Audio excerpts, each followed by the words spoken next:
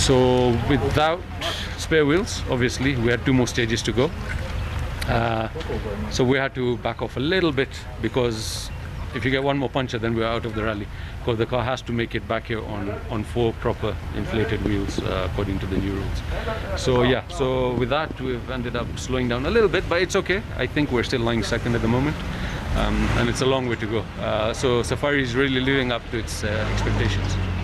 On the second pass, I don't know how it's going to look, because after 30 cars going through, will it be better, will it be worse, is it going to rain, is it not going to rain, is the sun going to come out?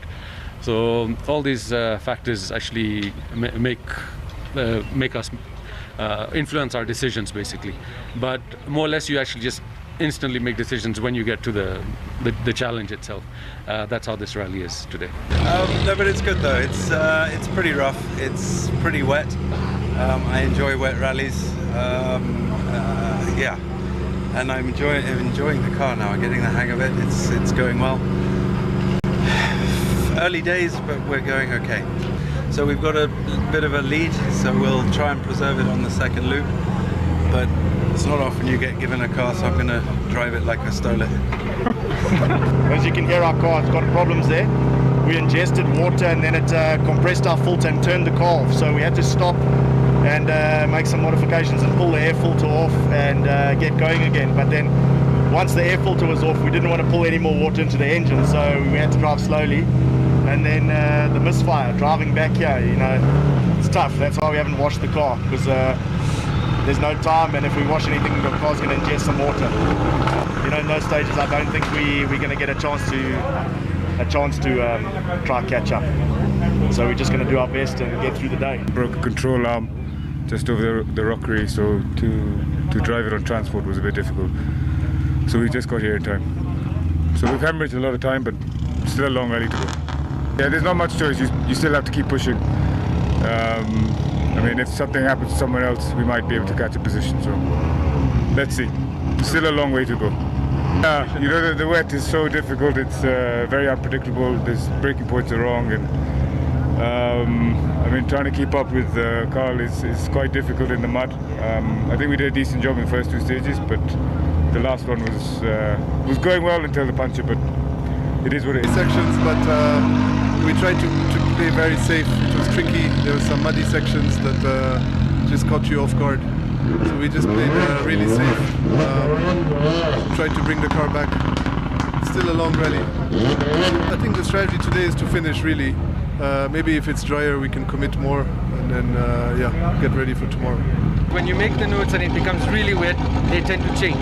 So you have to start adapting. As a navigator, you need to start adapting the notes you've made to make sure that they correspond with. A great analysis there by various drivers earlier today, just getting a feel from them how the first loop was.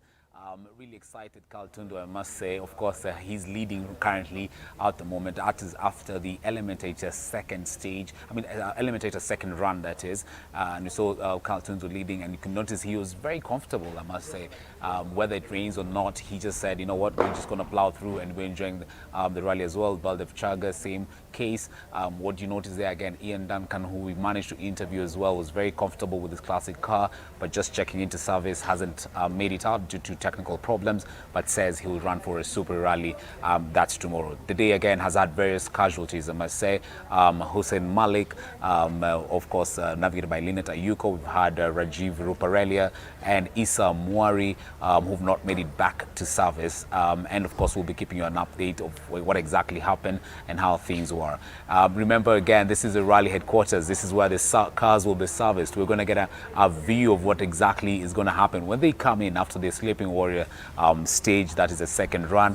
Last evening, we had drivers burning the midnight oil, such as Ivan Skavisi, who had to service his car and get a new gearbox that is fitted in. And he said that he actually caught a puncture and, you know, fell down a few positions. So it'll be interesting to see again how this has actually managed to, you know, influence his rallying as well. So I must say this is a really great spectacle right here in Nakuru County. And of course, thanks to all the organizers, thanks to all of the team that's working behind the scenes very hard to make sure these pictures, sounds are actually broadcast to you live in Kenya and across the world. My name is Laban Cliff, enjoying, of course, the scenes as now a media professional, of course, co-driver turned media professional. Thank you so much for tuning in. Thank you for all the comments as well. We'll be sampling them again when we come back later on. So for now, enjoy the views, enjoy the great pictures and the aerial pictures. That, of course, is the road leading up to the service park that is here at the Kenya Wildlife Training Institute. So allow me to sign off from there and leave you with pictures from earlier this afternoon at the elementary stage, the Soisambu stages, and we can't wait to show you pictures from the sleeping warrior stages once, of course, we get them from our teams on the ground. For now, have a good evening, and let's keep engaging on our social media handles for more images and pictures and updates of the ARC Equator Rally.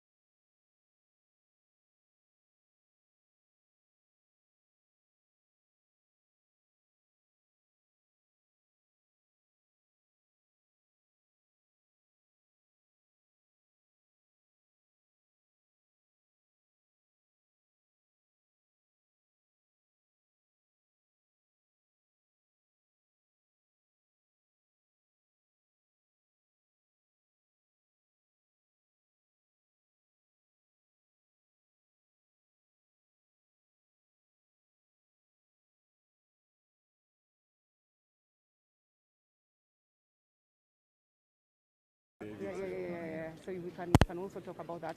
But the floor is yours. So you take your time, enjoy. Okay. It's like you're also schooling me. Okay, I know something, but you're schooling me and the other Kenyans. Okay. Yes, everything you want to say, feel free to say it in the interview. How many minutes are we? Charlene, how many minutes do you have? There's no limit. There's no We'll talk limit. with him for half an hour. No, I don't want half an hour because I don't have it. That's the problem. What timeline do you have? Okay, 15? Not 10? more than- between 10 and 15. 10 and 15. So Charlene, you can do this. Yes, I understand. Here to see board. Yeah. Yeah, so straight to the point. She moved one step. I have, like I've done this. Okay. Yeah. So you guys are heading to Naivasha after this immediately? We should be in Naivasha by now. Oh yeah, us. Yeah. You guys are also coming to Naivasha. Yes. Actually, we should be together if I'm not wrong. Yes. So But you're doing your thing as we do ours. Is my stomach okay? Yes, we are at the Safari Rally Secretariat offices here at the Moi International Sports Centre, Kasarani. We are very excited. I know everyone is looking forward to the WRC Safari Rally that will be happening in June. You know, after 19 years, wow. I'm even getting emotional talking about this. After 19 years, this was supposed to happen last year, that is in 2020, but was called off due to the COVID-19 pandemic, which, you know, has affected all sectors and nearly everyone across the world. So it's very exciting to be here. But then again, it's the rally season, and also the African Rally Championship is coming up in a few weeks, and we'll be getting details of that. We've heard how everything is happening when it comes to the course. Now let's take a look at safety matters, and today we have Norris Ongalo, the Chief Safety Officer, WRC Safari Rally. Karibu sana to WRC Safari Rally TV. I'm just trying to be careful so I don't say rally. It's a rally TV. So let's just get into it. Very exciting moment for Kenyans. I know we are all looking forward to this rally. I know the ARC is also there too. And when that, I remember back in the day when that call came in, and you're being told you're going to be part of this. How did it feel for you? Well, I had mixed feelings. First of all, it was exciting, especially having been out of the event for 19 years. It was quite exciting to come and meet the new drivers and to be seen to be, you know, the one helping clear the grounds for them to have a safe rally. But the other challenge was it's been 19 years, so things have really evolved, so we don't know what to expect. But I think it's been good so far. We've got very, very good support from our brothers from the UK, Rally GB. They've really been quite helpful. So they've made our learning curve fairly flatter. Yes. Yeah. So quickly, how ready are we for this event? We were ready last year. This event was meant to be last year. So we were ready. So this year, actually, one thing you should know, in motorsports, you were never ready. Even when we used to rally, and you find drivers in their garages up to 3 a.m. and they're supposed to be waking up that morning to do a rally. So you more or less feel like, no, I can still do one more thing. So that's where we are at. We were ready last year, but we still feel that we can still polish, we can still change, make a little tweaks here and there. It's an ongoing process. But if you are called today to run an event, we will run it. Yes. Let's talk about the safety measures that have been put in place for the drivers, the crew, the spectators. Just break it down for us. First of all, for us, we look at safety as a common sense. Safety is just common sense. We don't want to complicate it. It has to be basic, it has to be simple, it has to be easy to communicate and understand. Now, we've got different sets of channels that we look at. First channel being the driver channel. Now, driver channel is highly governed by technical dossier that we have. When they go through scrutineering, there are certain things that they must comply to, both as a driver in terms of the kit and as the vehicle that they will drive. So that goes through scrutineering, and it's fairly governed by rules and regulations. And that's, you get cars scrutineered a couple of days prior to the event. So whatever has to be sealed is sealed, etc. So that's the channel. Administration is committed to supporting rallying in Kenya. Fans around the globe, they have a great appetite for the safari to come back. We will look for the safety, of course. We will look for the suitability of the stages for the double. With knowledge on how to be safe themselves before they can, offer service. So lots of training have been conducted. We've had the team from the UK conduct trainings, the FIA trainings. We've got a couple of modules from the FIA that we used, and we've already actually trained our own trainers. Now they are able to, train the marshals. And then the third facet is now what the marshals will do. The marshals will make sure the safety of spectators is, guaranteed, literally guaranteed, because one incident is one incident too many. So for spectators, we look at it in two ways. We look at it proactive, which means we come up with material that we educate spectators. So we're working on what we call a spectator guide. that will tell spectators this is the do's and don'ts, this is the place you should be, this is where you shouldn't be. Actually, there's no need to even telling them where you shouldn't be. You need to tell them where they should be. Yes, yes. So that's what we're doing. Yeah, and then in there we give them. Kenyans can get very excited. Oh yes, oh yes. Yes. Yeah, so you don't give them too much information, but give Yes. them enough to excite them. Yes. So we've got very nice places where if the event allows and if the situation allows, spectators will enjoy. And if they can't enjoy on the comfort of the animals, etc., they can enjoy the comfort of their phones and their TVs. Yes, and there was also that part, I know there are different marshals involved. This includes KWS, who are also on board to just help.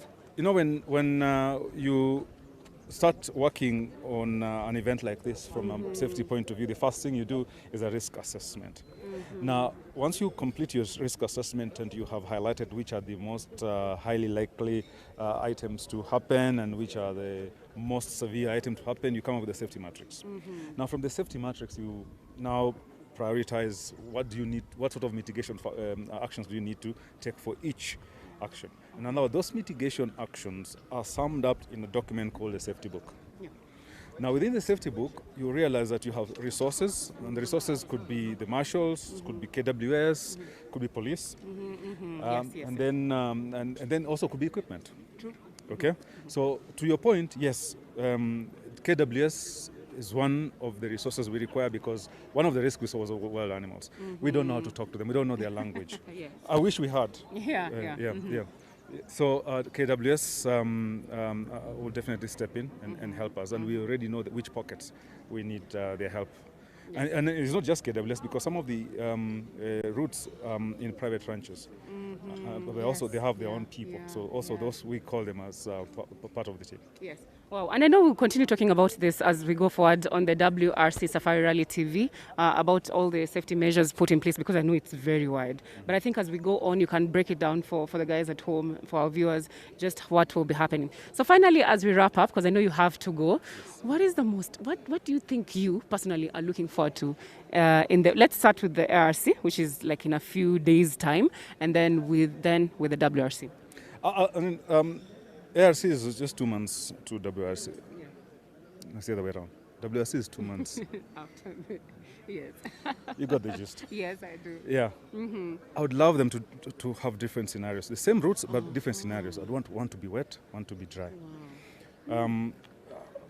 That's very interesting. Yeah. We will have another interview about this. Yes. But it gives you different, different fields. Yeah. The wet one gives you, guys will be stuck in mud, but there's no dust. Yes. But the dry one, you challenges dust, lots of sand, and guys get stuck in sand. Getting stuck is probably a common denominator, but the environment is totally different. The challenges are different. So I would like to see, a blend of that. And again, when it rains, then you probably have places where guys have to cross rivers. So you give them almost everything. Yes. Yeah, when it's too dry, those rivers mean nothing. It's just a dip. Yeah, so that's what I'm looking for. Yes. Which one I want to be wet or dry, I don't know. But the weather has been a bit tricky of late. It looks like, and it just looks like Naivasha's raining, so it looks like ARC just could be wet. Yes, that's what I was about to say. Maybe my prayer is answered. Ooh, ARC. We were trying to pray for ARC to be on wet. Ground. So thank you so much. And I know we'll be talking to you soon, maybe in Naivasha, when we get to Naivasha, because this is happening in Nairobi and Naivasha, and everyone is looking forward to that. So thank you so much. That is Norris Ongalo, the Chief Safety Officer, WRC Safari Rally. My parting shot. Yes, your parting shot. A good rally is a safe rally. Wow. A good rally is a safe rally. To everyone watching, thank you so much. I truly appreciate it. So thank you. So yes, we are just talking about the WRC Safari Rally, but of course we also have the African Rally Championship that will be taking part this month. And I know so many people are looking forward to that as we continue. Everyone is excited after 19 years. As I said, we were to do this in 2020 as Kenya, after staging a successful 2019 candidate event. But now we are doing this year due to the COVID-19 pandemic. That is why it was postponed last year, and everyone is looking forward to it. And we're just talking to some officials here at the Kasarani Stadium. We've learned more about the course. We've learned more about, in terms of security, what has been put in place. But now let's talk to Anthony Gatei, where the service park manager. Karibu sana, karibu. Thank you. Exciting moment for Kenya as a whole. Yes, just one question: how did you feel when you had the announcement that, you know what, after that it was supposed to happen last year, but it's happening this year? So it was 18 years then, so 19 years now, when that announcement came in that Safari Rally is back on the WRC calendar. It's been a long journey. We were on board all the way maybe from 2015, on and off running our events. And then we did one event in 2018. We didn't know that there were scouts here, so from FIA and the WRC promoter. So end of 2018, I went in for training in Australia. 2019, I was in Wales at the service park. I helped out as a volunteer. We built the service park, brought it down, got to understand a lot of nitty-gritties.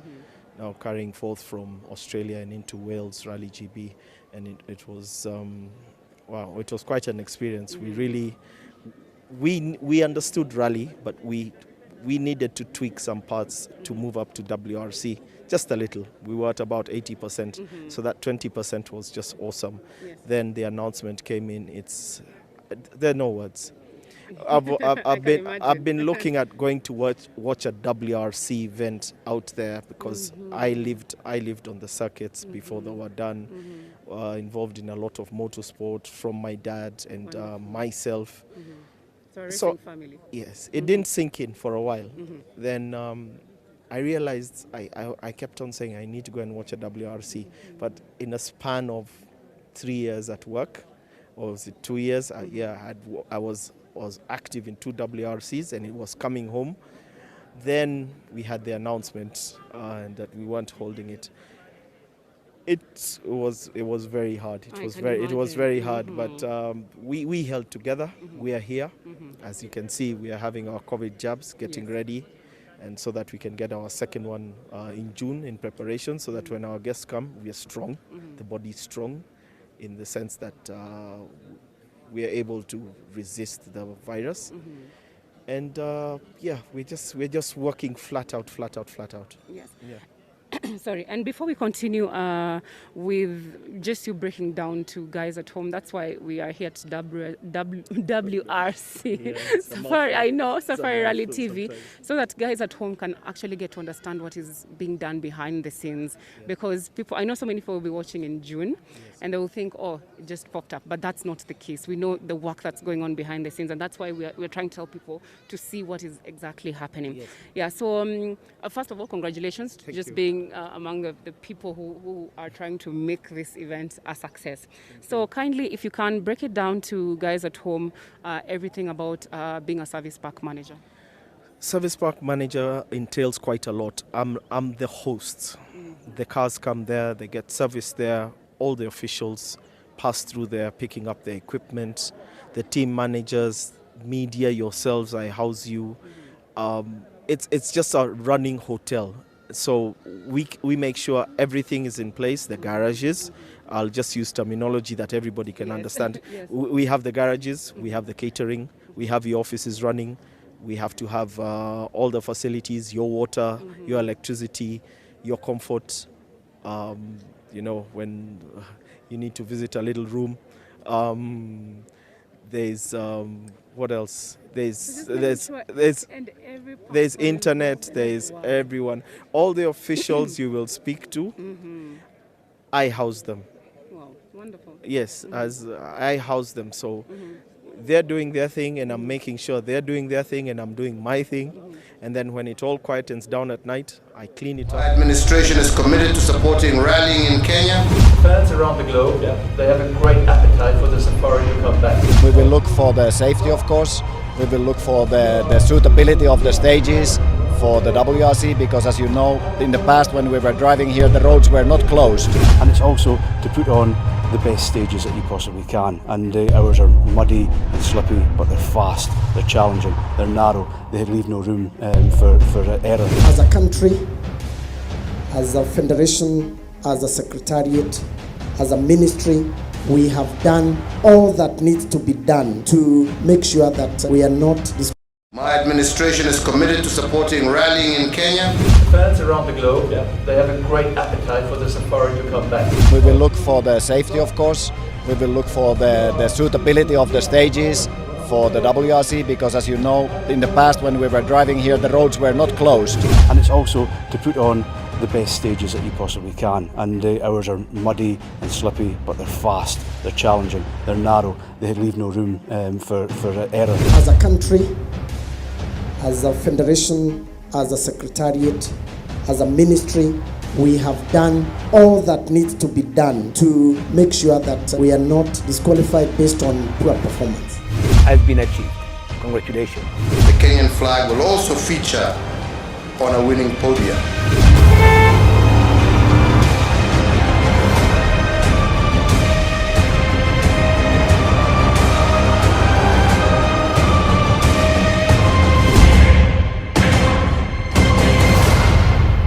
The Safari Rally, Kenya's premier sporting event, has a long, rich history. Since May 27th to June 1st in 1953, when the rally was first held as a coronation safari to celebrate Queen Elizabeth's ascent to the British throne, and with Alan Dix and Johnny Lawson powering their VW Beetle to the groundbreaking top podium position. The Safari Rally has been an integral chapter in motorsport folklore. With Kenya's independence from British colonial rule to come 10 years later in 1963, the Safari Rally prepped the East African nation up for sporting triumphs to follow. Along with the independent nation's first Olympic medal, a bronze by Wilson Kiprugu Chuma in the 800 meters at the 1964 Tokyo Games, the Safari Rally catapulted Kenya to early global sporting fame. We are pioneers of motorsports in Africa.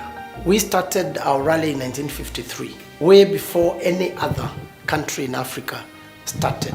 The Safari Rally was an indelible part of the World Rally Championship and indeed a routine Easter holidays fixture, celebrated globally as the world's toughest rally. The rally developed to become the toughest rally in the world and was regarded a true test of man and machine.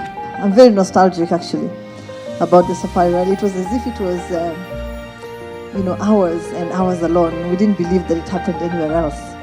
And so it was part of the identity of our country. And we're all very, very proud of the rally.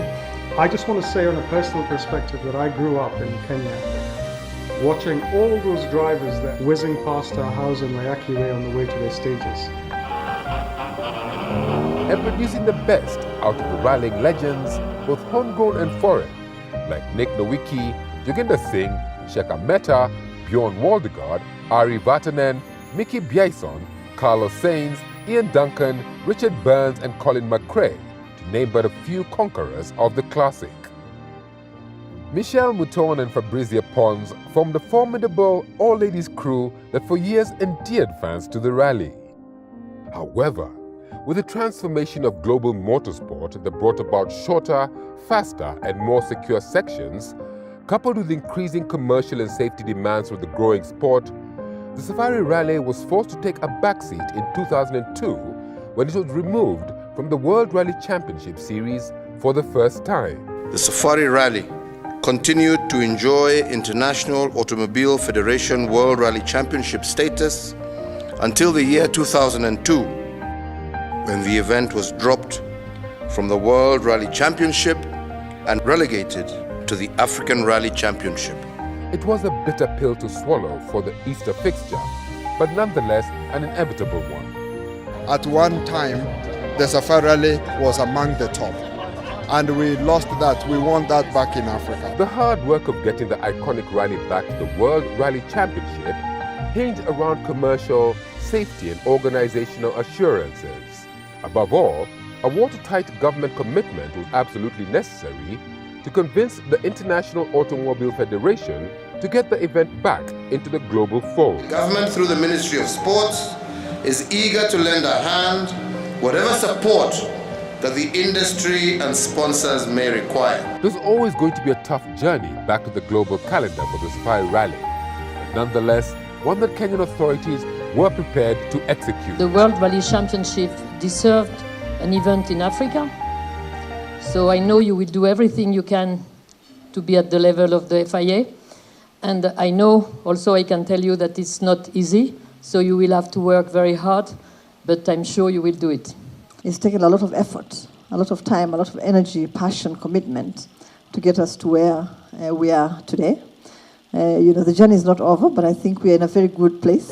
Perhaps the best ray of hope yet for the Safari Rally was a pre-election pledge by Uhuru Kenyatta, whose campaign manifesto included a promise to deliver the Safari Rally back onto the global calendar if elected as Kenya's 4th president.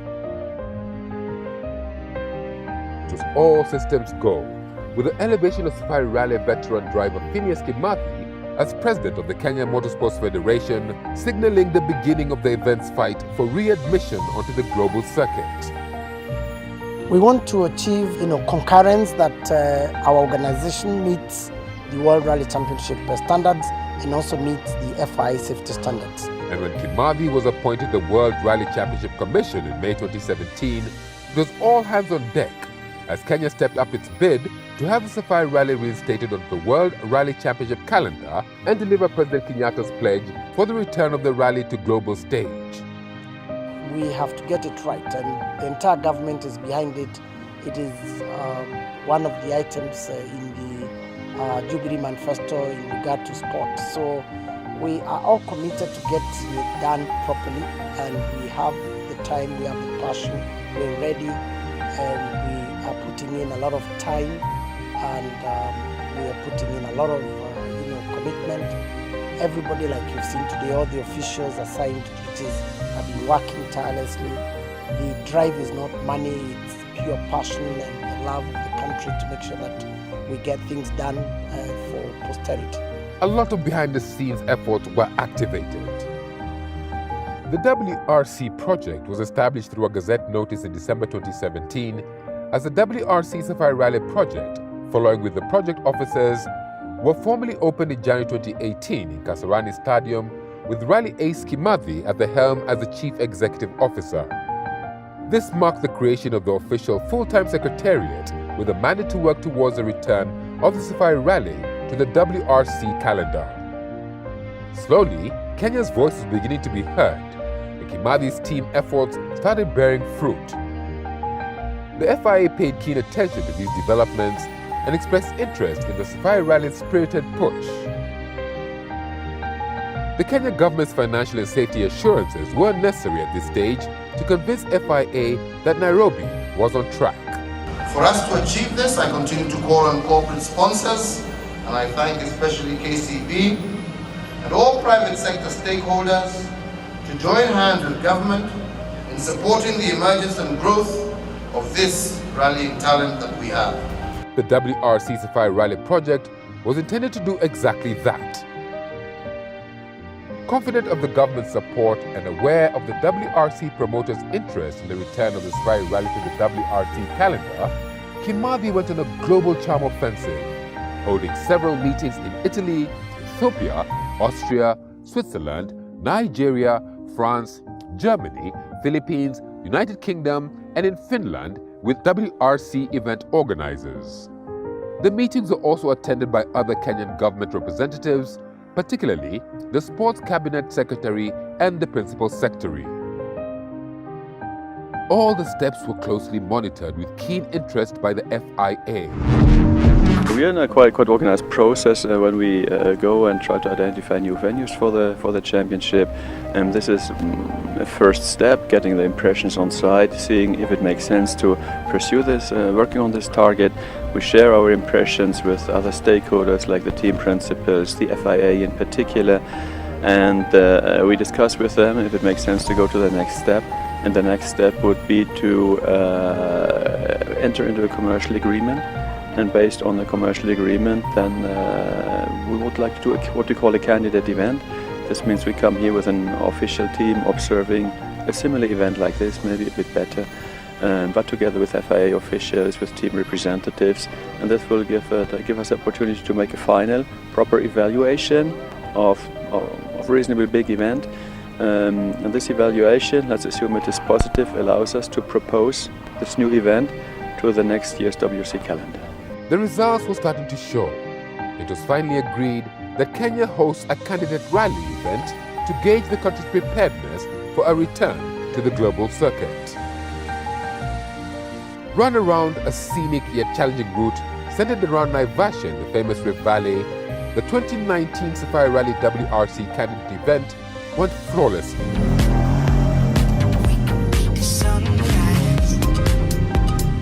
The impeccable safety, technical and media support, along with impressive sponsorship, convinced the FIA and its commercial arm, the WRC promoter, that indeed Kenya was ready for the world. Ahead of the 2019 candidate rally, the WRC promoter sent experts Ian Campbell of Great Britain and Finnish rally ace Jarmo Larkkinen to train Kenyan officials on a number of aspects relating to the organization of world-class championship. So the FIA have just produced a new set of rally safety guidelines for event organisers. So we will have to sit down with that and work through exactly what we can do on each special stage. They've identified spectator areas and we can work from there as to what is the best viewing, what gives the best access and what is the safest locations to be. They work closely with the organising team in bringing the local organisers up to date with the required international motor rallying standards. And we'll be looking at the aspect of organization, safety, medical, evacuation, and the general organizational aspect. The training included capacity building for over 300 marshals who were trained for over 2 months on safety aspects, including vehicle extraction techniques. The guidance they've given us for the last 1 year, we will implement it as is. And one of those requirements is that every 5 kilometers we have a technical intervention vehicle, we have an ambulance, we are able to respond as quickly as possible should an incident occur. We also have 2 dedicated medical helicopters that are carrying professional doctors, surgeons and specialists to ensure that should any incident occur, we are able to respond as per the FIA requirements. This training was held at the Safari Rally's new headquarters at the Moi International Sports Centre, Kasarani. Kasarani has dedicated a section to automotive sporting. We are also going to talk about safety and establish a dedicated safety area within that ground so that all those people who need to learn how to drive properly, how to keep the traffic rules, and even for the younger people to learn what do you need to do on the road should there be this or the other situation. In February 2018, FIA President Jean Todt visited Kenya and met with President Uhuru Kenyatta, getting further assurances on the Kenyan government's commitment to get the Safari Rally show on the road. During this visit, Todt also officially opened the Safari Rally's new 5,000-foot headquarters with a lot of pomp and color. The ceremony also rekindled Todt's memories as navigator for Owe Anderson in a Peugeot 504 Coupe in the 1973 Safari Rally. Todt met President Kenyatta again in July 2019 on the sideline of Jamaica's Independence Day celebrations in Kingston, with the FIA head getting further assurances on the Kenyan government's Safari roadmap. Another Safari Rally veteran, Michelle Mouton, also visited Kenya to inspect the proposed Safari Rally route in her capacity as a FIA safety delegate. Her team made several adjustments on the route and gave a favorable report. We will try to find the best route we can during this week, and then we wish good luck for the event in the calendar. I can see now around you all those faces with a big motivation. So it's very, very good and very positive for me, for FIA. Kimathi and his team at World Rally Championship Safari Rally Project headquarters were confident the country had met all the FIA regulations and standards towards the hosting of the FIA WRC Candidate Rally. 2019 is an indicator that Africa and Kenya will be returning to the WRC Fold come 2020. So this weekend will be a do or die to ensure that on Monday we get a clean report on our preparedness to move to the next level, which is World Rally Championship. Safety, medical and sporting delegates also presented reports to various commissions of FIA where further analysis was done. Overall, we are happy with the spectators. They really behaved, and our marshals must, applaud them for a job well done. And the safety team, they did a great job. Recommendations were finally made to give Kenya a green light to host a prestigious competition and firmly position the country for the eagerly awaited return of the Safari Rally to the World Rally Championship calendar. The 2019 WRC Candidate Safari Rally featured 51 crews who were flagged off by President Kenyatta at the Moi International Sports Center on July 5th, where a super special stage was also held, much to the joy of over 5,000 rallying fans in the Kenyan capital. The dream was getting closer to reality. This is a very important event because this year we are a candidate event of the World Rally Championship. It's the only candidate event that is running in the world, which means that if we run a good event, we stand a big chance to return back to the World Rally Championship come the year 2020. The WRC Candidate Rally was also part of the Africa Rally Championship Series.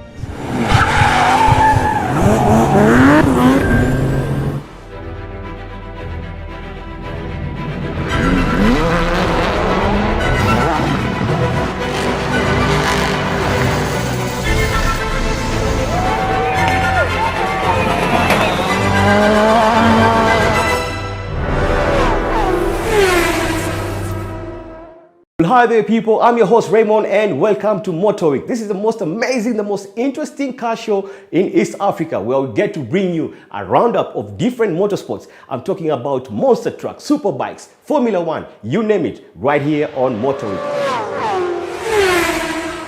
On the first part of the show, we take a look at this year's 2019 rally event that took place here in Kenya. And of course, later on, we take a look at the world of navigation. What really goes on in navigation? Stick around and let's find out.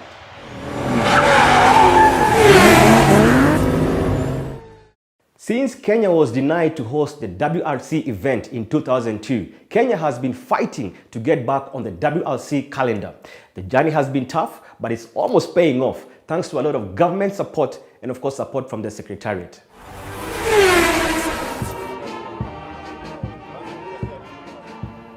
Kasarani Stadium was the host to the first stage of the event.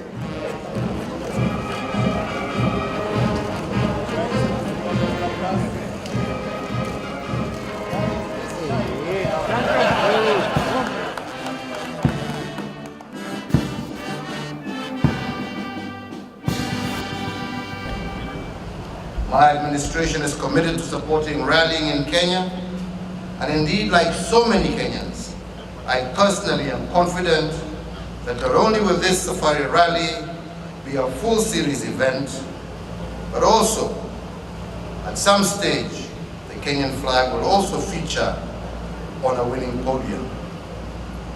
For us to achieve this, I continue to call on corporate sponsors, and I thank especially KCB and all private sector stakeholders to join hands with government in supporting the emergence and growth of this rallying talent that we have.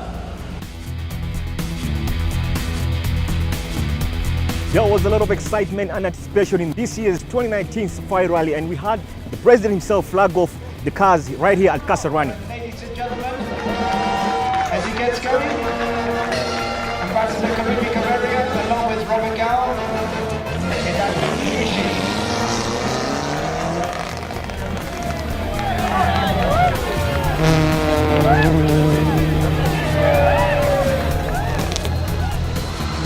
Spectators were treated to an amazing display of speed and agility on the 2.5-kilometer stage on the vicinity of the stadium. This is what rally is all about. You can see the masses, the crowds that came out to support their local drivers, and I just want to feel the energy of this crowd. Muko tayari? Muko tayari? Wase? Wase? at one time, the Safari Rally was among the top. And we lost that. We want that back in Africa. The kind of development that you're seeing, for the first time we have an actual race track that will be developed even further. And in trying to improve road safety, we're going to have an academy here that will be a training academy for drivers. Well, this is a very important event because this year we are a candidate event of the World Rally Championship.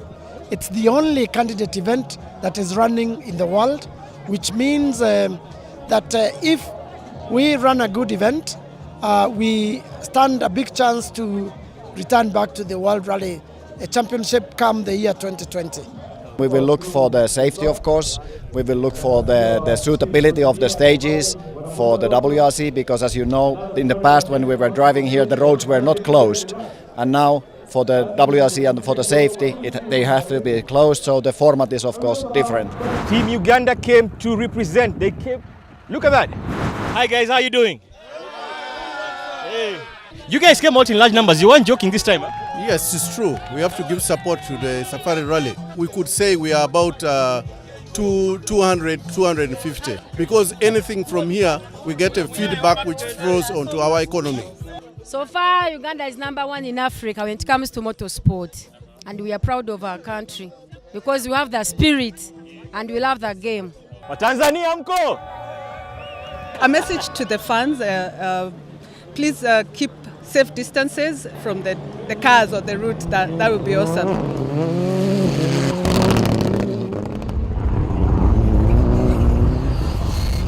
Carl Tundo and Team Jessop finished first in this stage in 3.56 minutes, followed by Leroy and Usha Gomez from Zambia in 3.596 minutes. Onkarai and Dave Garrett came in third in 3.597 minutes. I think Kenya has done a fabulous job to bring this back and to make this happen. This is a wonderful thing.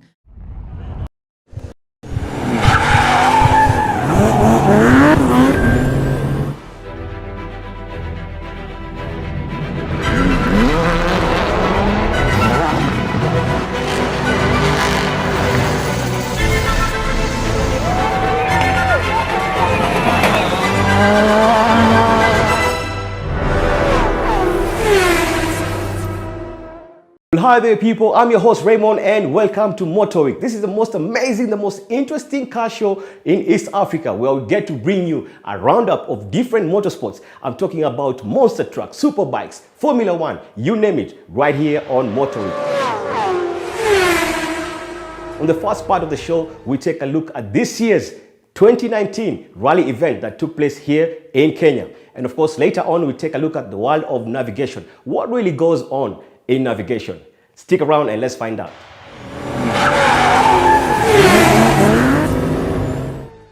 Since Kenya was denied to host the WRC event in 2002, Kenya has been fighting to get back on the WRC calendar. The journey has been tough, but it's almost paying off thanks to a lot of government support and of course support from the Secretariat.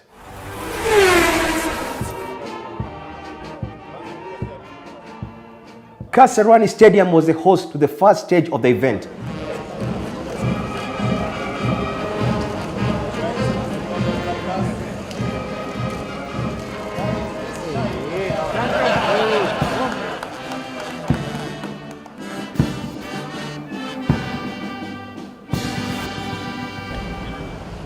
My administration is committed to supporting rallying in Kenya, and indeed, like so many Kenyans, I personally am confident that not only will this Safari Rally be a full series event, but also at some stage the Kenyan flag will also feature on a winning podium.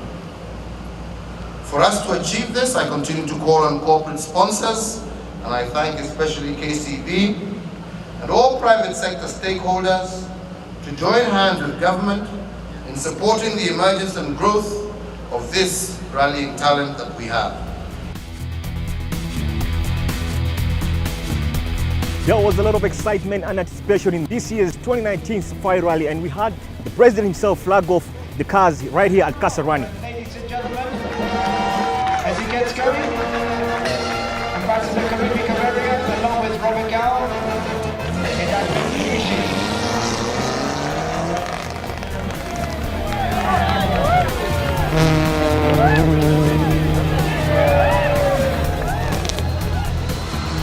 Spectators were treated to an amazing display of speed and agility on the 2.5-kilometer stage on the vicinity of the stadium.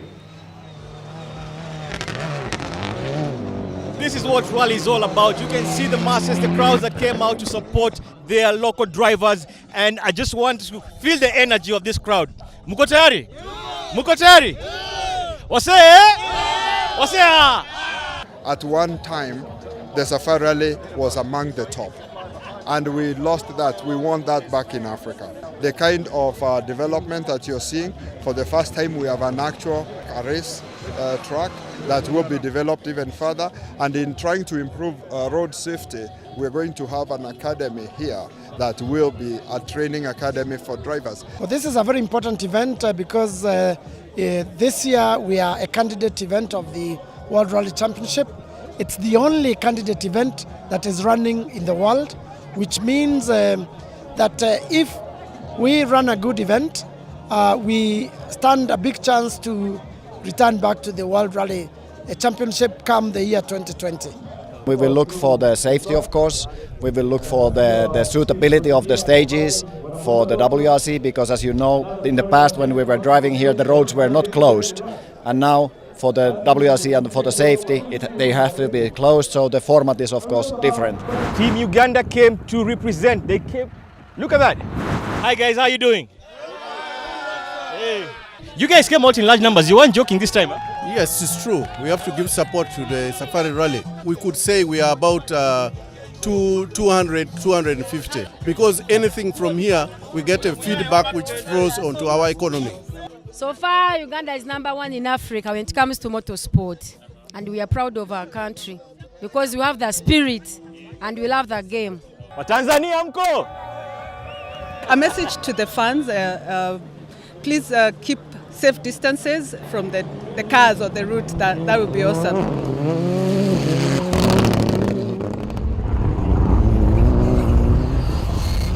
Carl Tundo and Team Jessop finished first in this stage in 3.56 minutes, followed by Leroy and Usha Gomez from Zambia in 3.596 minutes.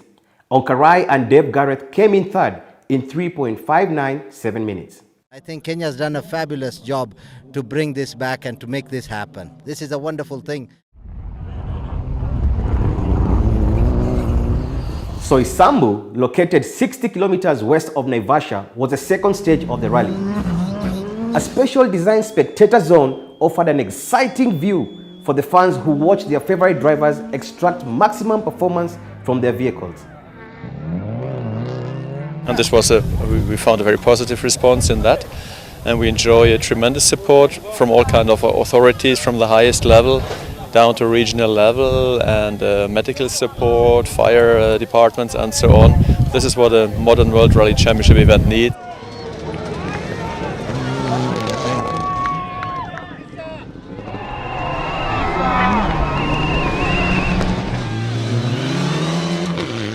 It was a spectacular flag off right off at Kasarani, and I'm telling you, the second stage at Soisambu in Naivasha and the third stage in Nakuru County was equally impressive as the fans came out in large numbers to witness the drivers trying to outcompete each other and win this year's 2019 Safari Rally. Do you think Kenyans have come out in large numbers as they used to? I mean, is the euphoria coming back? Is the excitement coming back? I actually think there are more people, and that is exciting. It means something didn't actually die. We've just been waiting for it to revive. What are your expectations in this year's rally? Well, basically, I would not say I am way back when it comes to rally history.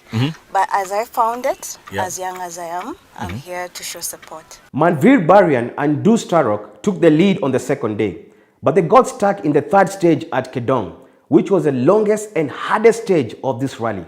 Baldev Chaga and Sonny Ravi were the top finishers in their Mitsubishi Lancer Evolution 10 at the end of the third day. Well done once again, Ravi Soni and Baldev Chaga. Ladies and gentlemen, the winners of the 2019 Safari Rally. All together in 3, 2, 1.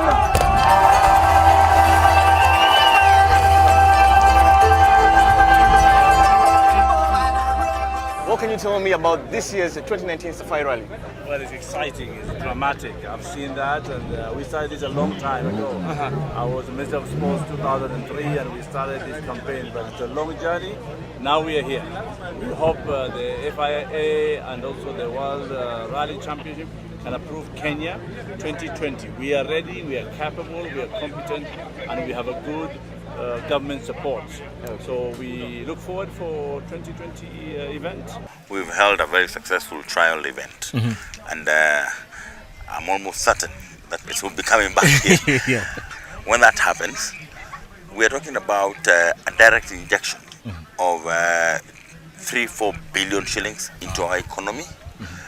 But more importantly, World Rally Champions, it's watched by 1 billion people across the whole world.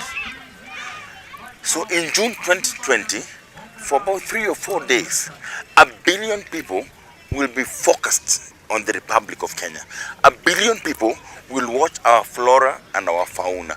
1 billion people will watch our people, they will watch our cultures. 1 billion people will watch what Kenya has to offer to the world. 1 billion people shall all of a sudden realize that this is the one place that I ought to have gone. This year's rally event had 48 participants. Out of the 48, only 27 of them managed to finish.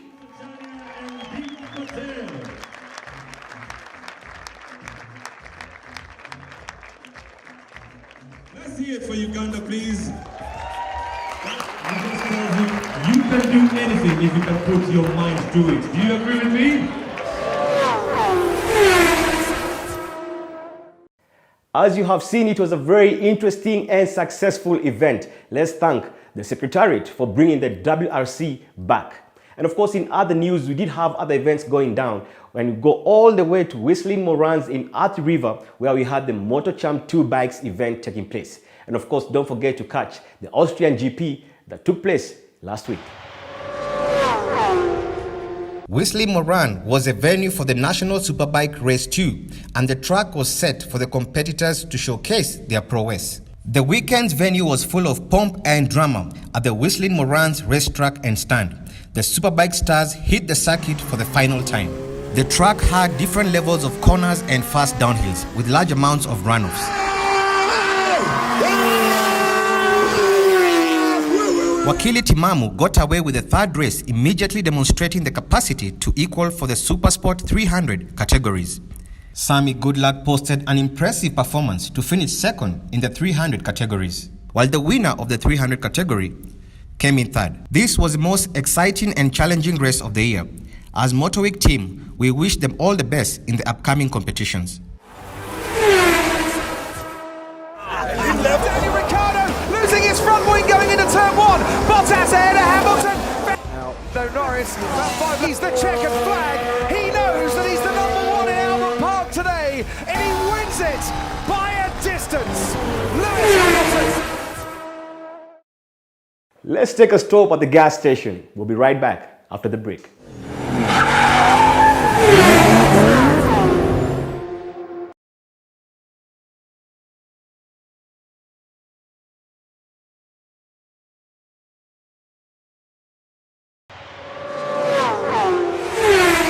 Now let me jump to the passenger seat, or some of you call it the co-driver's seat. How many of you know about the world of navigation in rally? In this year's event, I got a chance to talk to James Mwangi, who is a navigator for the Subaru Impreza GC8. Let's find out what navigation is all about. 30. Late left. How are you, sir? Very good. What's your name? I'm James Mwangi. James Mwangi. What car were you driving in this race? We were in a Subaru Impreza GC8. Okay. Model. How did you guys fare in this year's event? I think we've done pretty well. For a GC8, which is a pretty old car, I think we might have finished top 10. And I'm sure most people really don't understand what goes on behind the world of navigating. I believe you're like the second pair of eyes for the driver, literally. Navigation entails a lot of stuff. The navigator is like the eye of the driver, because the driver has to commit with what the co-driver says. You have to work hand in hand, and the driver has to believe and trust the co-driver 100%. So if it's a corner coming, it's a 2 right, the driver has to take it as a 2 right. So they are like slow corners, hairpins, and all that. They are crest or brow, whereby a driver cannot see what's coming. but it's going to go flat as long as you tell him it's a flat brow or it's a max brow or flat crest. You need to know more about also the map, the itinerary. It entails also calculating time, your check-in time into a control. So you have to, we have like, when a rally is running, it is run under time. So there are times where we have to check in your control, so we have to relay the information to the driver. Meaning if you do communicate details to the driver, either too slow, then you guys lose on time. And if you do it too fast, then it could be a problem. That's right, yeah. You have to relay the information at the right time and at the right place. We have what we call pace notes. Yeah. Before the rally, we'll go around the route and we'll do recce and make notes. We're gonna come back, we will do one round when the driver is calling the notes to the co-driver, and then we'll do another pass, I call the note to the driver, and on the rally day, I'm gonna call the notes and the driver gonna commit to it. So you have to be at par.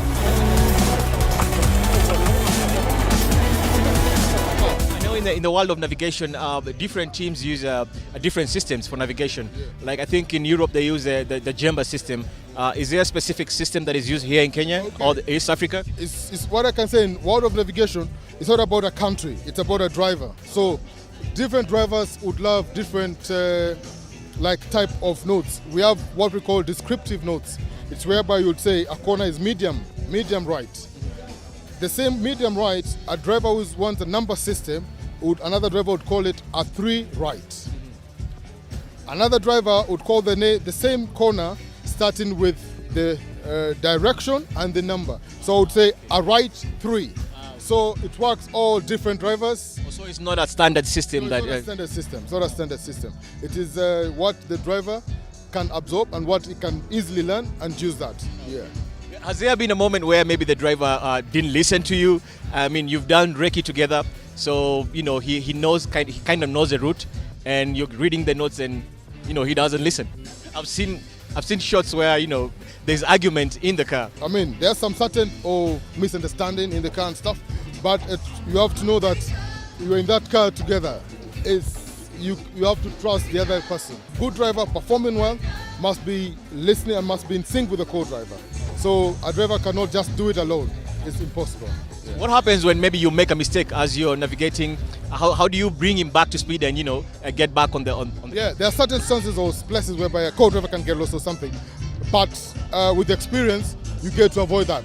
But when you're learning or coming into the co-driving world and all that, there are moments where you can't get lost and stuff. So you have to be able to have a way whereby you can pick your notes very quick and know where you are. How important is it for a navigator also to understand the technology under the bonnet so that in case of anything, you're able to fix the car? That's right, yeah. Slowly, and as time goes, you have to learn basic mechanics, you get to learn about what to do if you get stopped or something. And sometimes you stop, the car switched off, you don't know what to do. You gotta call back your mechanic and they're gonna relay information. Do this, try this fuse, try this, and maybe you can get moving again. But to get learning slowly, and all that, yeah. But with basic mechanics and more experience, the better. Yeah. Thank you very much for joining us on the show today. All right. Yeah. Well, there you have it. I'm sure right now most of you understand a thing or two about the world of navigation. On the next part of the show, for all of you who are lovers of speed and thrill, I'm talking about the world of Formula One. We're going to be taking a look at the differences between the 2019 and the 2018 Mercedes Formula One car. There's so much that goes on into these cars, and I'm just excited to share this with you. When you look at the new car, the most obvious changes are all the ones that come from the regulations themselves, because this year has a very large change in aerodynamic regulation, much larger than normal. It was a change that was conceived around about April last year, intended to make the cars better at overtaking one another, better at following one another closely round corners, and better as a racing spectacle. The main features of that regulation change you can see in the front wing of the car, the front brake ducts, the barge boards behind the front wheels, and in this rear wing. So, the big aerodynamic change then, what was the idea behind it? Well, if you look at every single Formula One car since 2009, they've all had one underlying aerodynamic theme, and that has been to try to manage the wake of the front tyres. These tyres create a lot of aerodynamic chaos behind them. They generate a nasty wake of low energy, chaotic air that if you allow that air to fall on your own car, then it damages that car's ability to generate downforce. So every year since 2009, we've been developing techniques to take the wake of this tyre and throw it away from the car, as far away from the car as we possibly can. And the main agents for throwing that wake outboard have been the front wing, these brake ducts, and the barge boards behind, all of which have been sort of snow ploughing air outboard away from the car, where it doesn't then fall on your own car. But sadly, it doesn't fall on your own car, it winds up on the car behind you and makes it much harder for that car then to follow you. Something which the fans of the sport don't like and we don't like either. So we all voted for a change to this regulation to try and limit the ability of the leading car to control the wake of its own tyre. And the consequence of that you see very, very clearly in the layout and design of the front end of this car. So you see on the front wing, much wider, more simple, without all of the features that were able to shovel air outboard. You also see front brake ducts that are much smaller as well, with fewer flicks and shovel air outboard. So that makes a very big visual difference. Wider wing, and simpler stuff behind. And it's been our task over the last several months to try and take the impact of that regulation in our stride, to try and figure out what we're going to do to manage the performance of the car, because we still want not to have to eat this tyre wake. We still want to get that away from our car, but the regulations have been changed to reduce the tool set that we have to try and control it. So if you love Formula One and you're a fan of speed, you could always try your luck at the track in Abu Dhabi. You do have to part with some money though. We're going to pull into a small pit stop for service. We'll be right back after the break.